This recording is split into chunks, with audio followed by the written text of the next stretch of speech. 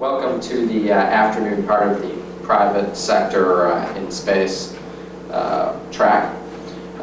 This afternoon we are going to be featuring state business initiatives, and representing the Virginia Center for Innovative Technology is their General Manager, Mike Miller. Mr. Miller joined the staff of CIT in 1988 as Director of Technology Commercialization to create and implement a space program and direct CIT-funded entrepreneurship centers, business incubators, and other commercialization initiatives. In January, he was named General Manager of CIT's Technology and Transfer Program, Small Business, and Aerospace Programs. Ms. Ballucci is here as President of STAR Inc., representing the Spaceport, Florida based program. She was former General Counsel to the House Space Subcommittee. And at this time, I would like to welcome, why don't we start with Ms. Ballucci, since she doesn't have view graphs and we're not view graph ready yet. And what we'll do is we'll have each of the speakers present their topics, and then we'll have a Q&A session afterwards. Thanks.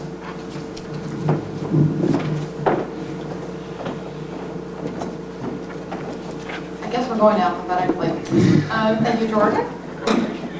My name is Janice Ballucci, and thank you very much for the introduction there, Jordan. I will tell you, I'm an attorney in Spaceport, Florida, as one of my clients. And at the last minute, the executive director, Ed O'Connor, asked me if I could, in fact, make his presentation for him since he couldn't be here. I want to tell you about Spaceport Florida Authority. It's an entity that exists and that has spawned several other organizations like it in other states. So whether or not you're a Floridian or you have a particular interest in the Cape, I think you would be interested in this organization.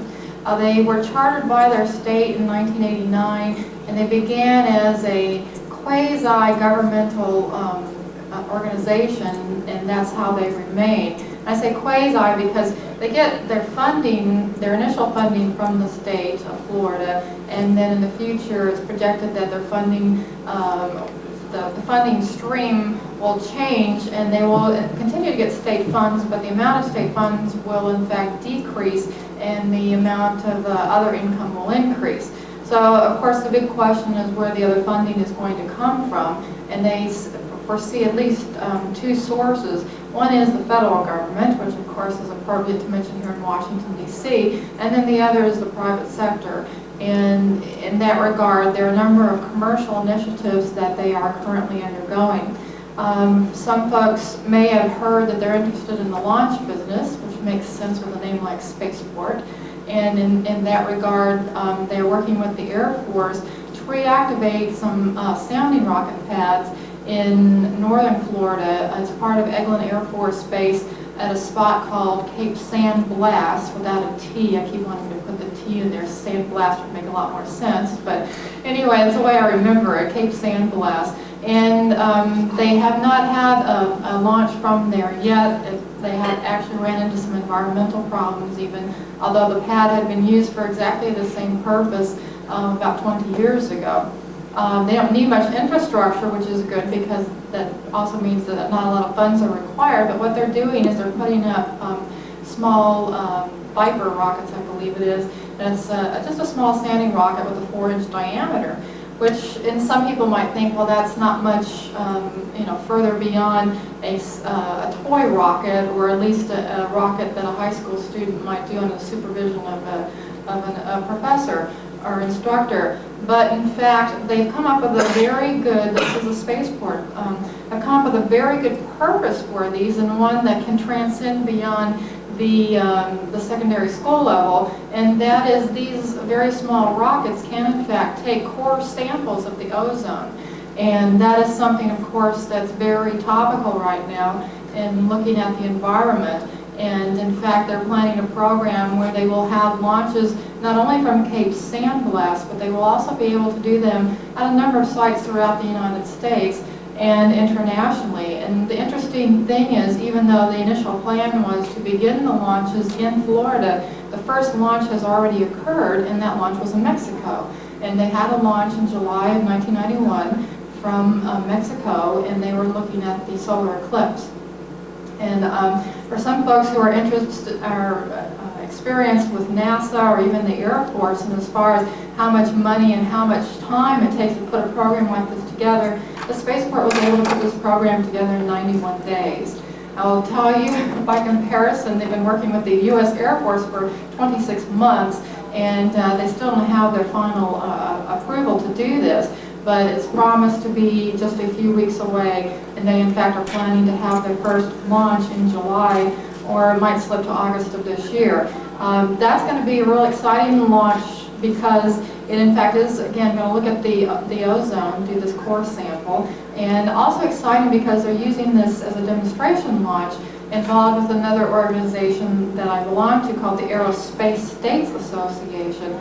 And the Aerospace States Association is interested in doing this, again, throughout the nation and getting, it's a way, really a grassroots approach, a way to get the folks, you know, in Dubuque, Iowa, or Kansas, or wherever interested in space, and find that they have something directly related to that. It can't happen in every location, but there are a number of locations where they'll actually be able to take these small rockets out to the location, or at least the state where these folks are, and to conduct the launch there. So that's an exciting program that they've got together. The demonstration launch is going to happen this summer. It is in fact financed by the Department of Transportation. I'll tell you, it cost all of $18,000. And for those folks who are used to dealing with the NASA prices, that's certainly attractive. That covers everything. Other things that the Spaceport Florida Authority is interested in, they do have quite a bit, a large legislative agenda. They're following certain pieces of legislation which will not only benefit Spaceport Florida, but other entities like Spaceport Florida. For example, H.R. 3848, which is the Commercial Space Competitiveness Act, Section 204 of that act would in fact create a grant program within the Department of Transportation, and that would establish grants for space transportation infrastructure. And it's different in that it would not only provide grants for improving existing infrastructure, but also for developing new infrastructure. I think one of them, it's certainly exciting to me, and I think to you all too, to improve the existing infrastructure because everybody agrees it needs help. On the other hand, it also will develop new infrastructure, and there are other states like New Mexico and Utah and Mississippi that are interested in becoming the sites for re-entry launch vehicles. And that's a new concept. Everybody keeps thinking of launching, let's go up, but actually the reason the grant program doesn't say it's a space launch infrastructure grant program is because it was all along it was structured to take care of new concepts like re-entry and others that might come along. Another piece of legislation, and I don't have the number of the bill with me, but in fact what it would do is make bonds that were issued by spaceports tax exempt by the federal government. Bonds like these are already tax exempt for ports, for airports, and other similar entities, and no one, at the time they wrote the legislation, nobody even thought about spaceports. And we're expanding, hopefully we'll be expanding that horizon. Both bills are proceeding. The congressional process is very slow. I will tell you that $20 million has already been authorized for the DOT grant program, and in a way that this is a formality getting the program created. The harder, more difficult job is in fact to get an appropriation for the grant program, but we're fairly encouraged. We think we have at least a 50% chance this year of getting the grant program through, and if not, we have an even better chance next year. I want to say just a couple of other words about other states as well before I sit down and you all can listen to Mike talk about Virginia, and that is really Spaceport Florida has been used as a paradigm for other organizations like this in other states. The state of Alaska, for example, has in fact created a spaceport in their state government, and they're in the process now of selecting their first executive director. And that's very exciting. Other states are looking at this, this paradigm.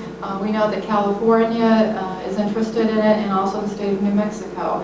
And it's very, and for me, at the beginning, I thought, because I was used to the federal government and dealing with the federal government, I worked for Congress and for NASA and for the Air Force, but I never worked for state government. And I thought, well, why in the heck would a state be interested in this? But what they, in fact, are looking at it as is economic development, and it makes a lot of sense. Space, in fact, I know I'm preaching to the choir here, is in fact, you know, the next transportation system and mode of transportation. But it takes some time for the people who are doing transportation right now to expand their horizons and to think in those terms. I will tell you that recently, in meeting with a congressman who will become chairman of the DOT Appropriations Subcommittee in the House, Carr, who's from Michigan, he, you know, he's used to dealing with airports, he's used to dealing with roads, he's used to dealing even with seaports, but the idea of Spaceport really hadn't penetrated his consciousness. Yet it was very interesting when we went in to talk to him about that. He's very, you know, he's very receptive to the idea. So I think, you know, it's very encouraging to know that that folks in Congress, who sometimes seem hard for them to change their mindset, are looking at this, as well as states, you know, from different perspectives. The states wanting to build on their own local economic development, but also Congress, you know, viewing this as a mode of transportation. And I'll tell you too, that's in fact why the folks went to DOT in their appropriations to get it in the transportation mode and see it from that way instead of putting, you know, trying to get this in the NASA budget or even in the Air Force's budget. So I welcome your questions as soon as Mike's presentation is finished. Thank you. Well, good afternoon, everybody. It's a real pleasure for me to be here. I enjoyed coming to this conference. This, I believe, is the third space development conference for myself, and really grateful for the opportunity being given to me by the National Space Society to speak here. I want to echo at the outset some of the things Janice just mentioned on why states are interested in space. Clearly, as individual states don't have the billions of dollars necessary to conduct space R&D, to build space shuttles, or to build space stations. But economic development is very important from a state perspective. Building new industries, attracting jobs, good quality, high-paying jobs, technology jobs are very important to many states. And what I'm going to speak to you about is an organization that I belong to, which represents all the space interests for the state of Virginia, and that is the Center for Innovative Technology, my organization. My organization is similar to organizations around the country. Approximately 38 states have some sort of activity involved in focusing on technology, R&D for economic development and economic enhancement. Turns out that Virginia has some great infrastructure, some great facilities that has made us well placed to capitalize on building a space industry right here. The first chart up there is a picture of our facility, the CIT. Some of you, if you've ever flown in and out of Dulles Airport, might have seen it. It looks like an upside-down pyramid on one side, and the other side is a flat building, about 3 stories, that's very oddly shaped. The building itself is designed for people to take a second look at, designed to symbolize where Virginia is going in the future in science and technology, and it serves its purposes very well. The building in the foreground houses the Software Productivity Consortium, which are 14 aerospace companies that have pooled their engineering resources to look at new artificial intelligence and software tools for the aerospace industry. The members in that particular consortium includes companies like Boeing, McDonnell Douglas, Hughes Aircraft, and the like. The background, the tall tower building, is the CIT tower. Not only does CIT occupy those space, but we have several aerospace companies located in our building, which we call our Space Business Incubator. Have the next chart. To give you a quick background on how we came to be in the the space development arena as a state. I think it's important to know about what our mission is at CIT. We're a private corporation, not a state agency, created by Virginia with the simple mission to enhance and transfer the state's science and technology resources. These are resources principally resident within the university system and the federal labs in Virginia, and use those resources to promote economic growth. Next chart. The way we operate is to form partnerships between business, education, and government. We really serve as a catalyst and a link to bring people together. We get about $10 million a year from the state, and we try to leverage that to the greatest extent possible. It's clear no one state organization, no one university, if they're going to play, especially in the high-tech development game, can afford to spend hundreds of millions of dollars. And what we try to do is attract industry money use some of our money, and then use the universities to get that technology out into the market that's developed. Our programs are involved not just in space, but in many industries, and these type of services and programs for industry run across all our technologies. Just so it turns out that space is a good way to focus many of our technologies, from information and computer technologies to computer-aided engineering to new materials. Our aerospace systems certainly use all those different technologies. One of the things we do is we provide access to those university technologies. There's 9 major research universities in Virginia. In fact, they do about $30 million a year of research work for NASA alone. If you add it up, a couple $100 million in R&D and technology overall, and we try to introduce industry to that resource base. One of the ways we do that is through co-funded research projects. We will subsidize research for industry if they conduct their research in Virginia universities. We offer technology assistance and transfer to pull some of the technologies out of the federal labs or the universities and put those technologies at work in companies. We provide manufacturing assistance and also business networking, and that's very, very critical, especially in our space program, where the interaction between startup companies, large aerospace firms, and NASA are critical to the entire industry's success. In moving to our space program, I'd like to give you a little bit of background of how we got involved as a state in space industry development.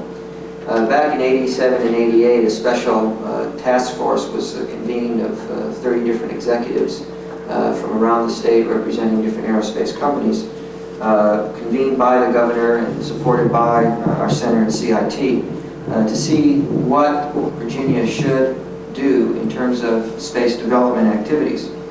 It was clearly recognized that space technology was already a focus of activity in many of the educational institutions in Virginia, and the idea was to try to leverage that with the NASA facilities and the other space development activities and move it forward for economic development purposes. And it was identified in the study that commercial space was an emerging market and one that Virginia as a state should be out in the forefront in developing. The reason commercial space was picked is to leverage the resources that are already there, already here in Virginia. There are 3 NASA facilities in the state. The Langley Research Center in Hampton, Virginia is a major NASA R&D center. The Wallops Island Flight Facility on the Eastern Shore launches some 30 to 40 missions a year, anywhere from sounding rockets to orbital vehicles. And then the Space Station Freedom Headquarters is located in Reston, Virginia, about 15 miles down the highway, not too far from here, which is the center of management for NASA's next major program. The Naval Space Command is located in Dahlgren, Virginia.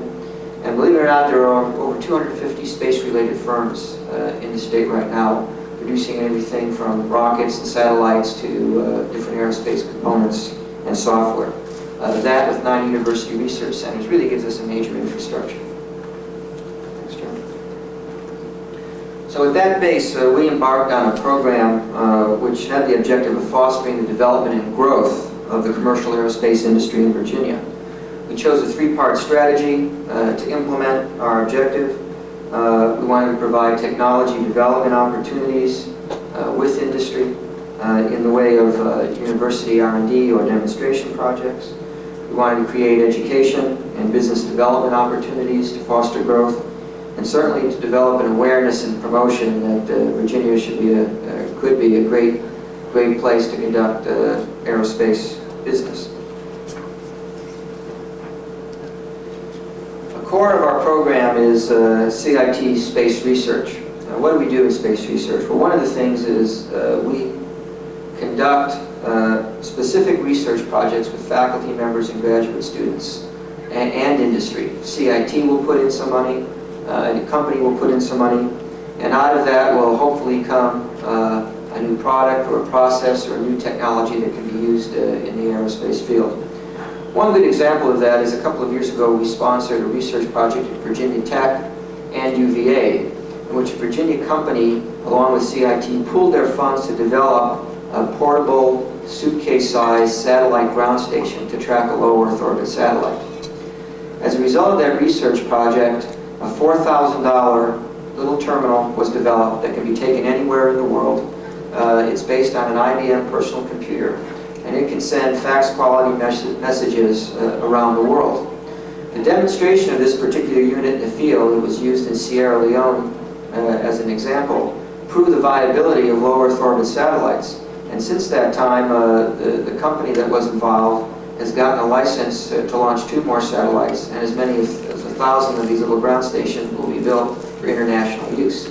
Clearly a case of economic development that had its roots in basic and applied research at the university. To capitalize on these type of projects, we've gone as far as to develop a couple of centers of excellence and centers of expertise in commercial space.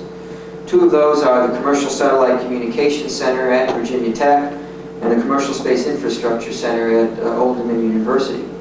The Satellite Communications Center is involved in a whole host of activities, in anywhere from looking at the new large geosynchronous satellites to some of the heavy low Earth orbit systems that are about to be developed. They work with the Jet Propulsion Laboratory and are really at the forefront of satellite communications technology. The Infrastructure Center is involved in looking at ways of lowering the cost of putting payloads into space. Infrastructure is really one of the key ingredients driving the cost of launch these days. Many boosters have to sit on the pad for months and months before one can launch them. And this center is looking at some of the engineering management, logistics, and standardization technologies that could be used to lower the cost of access. We conduct small satellite demonstrations as a part of our program. And another thing we do is market and policy studies. We think technology development in a void really isn't worth its salt. Many technologies are developed and they just should sit on the shelf and don't go anywhere. What we try to do is, by doing marketing studies and policy studies, we try to make sure that there's a home for these technologies to create new businesses for the future. Some of our other activities besides the centers and the R&D projects and demonstrations is launch utilization at Wallops. Just as Florida with their Spaceport is trying to develop a commercial launch facility, we're working quite closely with the people at Wallops to have Wallops become a commercial launch site also. I'm really pleased that because of the brokering and the stimulation activities that we've conducted over the last few years, Wallops is now poised to be a center for commercial launch activity. Already 2 companies have established bases there, both Orbital Sciences and EER Systems, and there are booked commercial launches over the next couple of years to be flown from that facility. We think by the turn of the century we're going to see anywhere from a dozen to 20 commercial launches take place from that facility each year. Finally, we put together a space business incubator. We well understood that a lot of the exciting growth in Virginia over the last 10 years has occurred because entrepreneurs and other small companies have been able to grow and create many, many jobs for some of the new aerospace products. Orbital Sciences is a good example. DSI is another example of 2 companies that have grown in both the rocket booster technology and in the satellite technology in the last 10 years. Those folks had maybe 3 or 4 people working for them 10 years ago, and now they employ several hundred people and really add to the tax base and infrastructure of the state. And we want to develop more of those type of companies. So what we've done is we've set aside some office space in our building in the form of an incubator where companies can be co-located, share office space, share secretary, phone, fax, share advisors. We have a special advisory board that works with these companies. Former NASA Administrator Jim Beggs is on there. People like Neil Holzenbaugh, Bill Purple, former president of Allied Signal, Bud Evans from CSAT, and other pillars of the space community are working right now to help some of these startup companies become successful. One of our cornerstone projects, which actually resulted in stimulation of the space industry, was our VASTAR satellite project. That was a project we conducted a couple of years ago with Orbital Sciences. It was designed to stimulate the market for small satellites. As a result, we think we have done that. Right now there are over 200 or so applications to the FCC which represent over 200 satellites to be launched. Many of those could be built and launched from Virginia. In fact, several of the companies do have their headquarters in Virginia. What the project did is advanced our small spacecraft design and operation.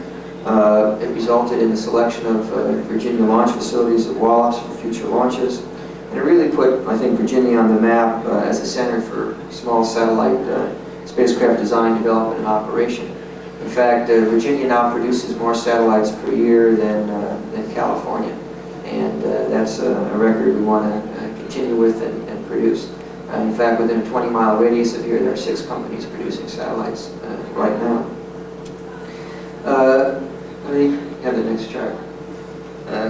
So in summary, as a result of our economic stimulus program for space, we're now recognized as an international leader. We've helped attract and retain and assist several satellite manufacturers and rocket companies. We've had several university research projects which have ranged from remote sensing to satellite communication to microgravity work, and those are now producing the basis by which new companies will grow in the future. We're settled in on launches from Wallops Island in the not too distant future, and we have helped stimulate some new multi-billion-dollar industries. Just hold that last chart. So that's a quick summary of what Virginia is involved with in space, and I'll be happy to answer your questions later on. Thanks.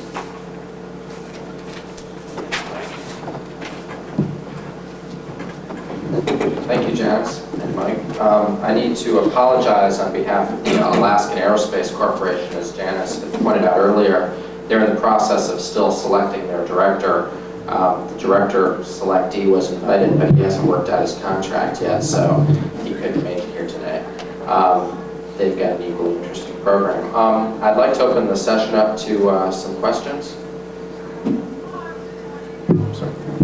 Janice, what kind of approach would be good to take? I'm from Louisiana, and I'd like to approach them in some way to implement something like the organization you've got. Can you suggest what organizations might be open, or what kind of an approach would be good to take? Well, be close to the microphone here. Yeah, I think I can. For one thing, I should probably give you a business card, and I'll send you a copy of the legislation that created the Spaceport. And the reason I say that is a lot of times state governments are real unsure what a spaceport is and what it should do. And the spaceport in Florida has quite a wide range of powers.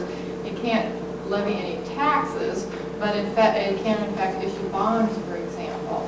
And it's just working out some of these details will help the comfort level, I think, of your particular state. But then I think also it would be a good idea for you to get a copy, as well of the legislation from Alaska, which I plan to do the first week in June when the Alaskan delegation comes to the Aerospace States Association. But if you have that type of, actually, if you just have an example to show your state that it has been done before, and that helps. I think maybe too it would help you to know how your state the executive branch of the state is organized and where in fact it might fit in. For example, in some states it's under the Department of Commerce. In Hawaii, they started out in the Department of Tourism.